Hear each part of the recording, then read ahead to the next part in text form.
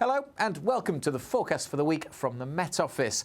Now, if we hadn't just had the warmest early May bank holiday on record, then this week's weather would look okay, largely dry, bright with some warm sunshine, especially over the next couple of days. But of course, we have just had a very warm and very sunny weekend. So compared to that, it will be somewhat cooler and somewhat cloudier. Let's run through the sequence of the whole week, actually, and you can see that we're actually looking out to the Atlantic, and weather fronts will be coming in at times, bringing bands of cloud and rain. But there's big gaps between the weather fronts, so as I said, there will be some sunshine around. And these weather fronts, as they come up towards the UK, are tending to weaken and fizzle out. This one may just linger as we go into the weekend and give us one or two problems then. But that's a few days away. Let's come back to Wednesday's detail, and the first of those weather fronts bringing cloud and rain into Northern Ireland and Western Scotland during the day. But elsewhere, as you can see, there'll be a fair bit of sunshine, just steadily clouding over across western parts of England and Wales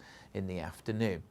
It's going to be a fine day, by and large, but again, we have to compare the temperatures to what we saw at the weekend. So although 19, 20, maybe 21 is possible in the southeast, that's still pretty warm for the time of year.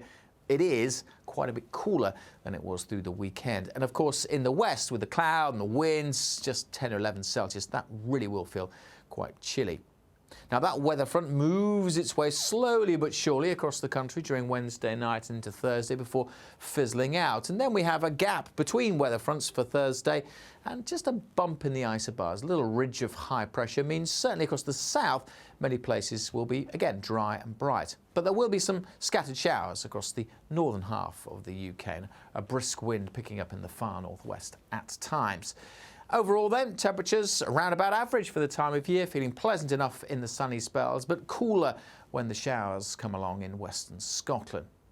And by the time we get to Friday, we've got another one of those weather fronts just pushing in, the isobars squidging together as a result. So the winds getting stronger once more on Friday, coming up from the southwest and bringing in this weather front, this band of cloud and rain across Northern Ireland, western Scotland. Again, ahead of that, many places will have a fine and bright day with sunny spells for most of the day across eastern England, just steadily clouding over with some rain later in the west. And again, that rain pegging back the temperatures 10 or 11 Celsius, whereas in the east with some sunshine, we could again see temperatures in the high teens. So those southerly winds picking up, getting quite blustery at times around western coasts.